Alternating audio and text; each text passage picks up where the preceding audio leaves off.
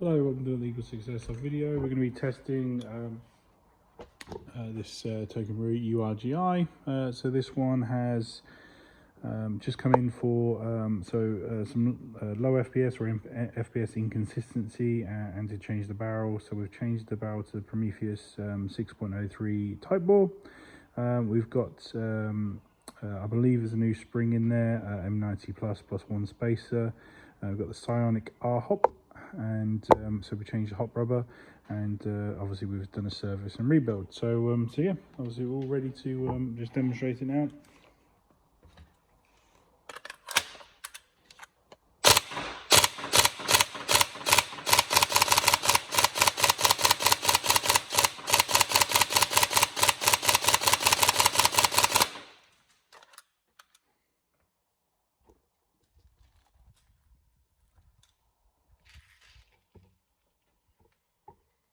It's going quite nippy. Obviously it's a previous build, so if you want the spec of this, I've seen comments where people say that for ones that come in for service that they're not standard. Yeah, this is, obviously it's not standard, but like I say, it is a previous build. It's just coming for a tweak / service. So this other spec would be elsewhere on the YouTube channel.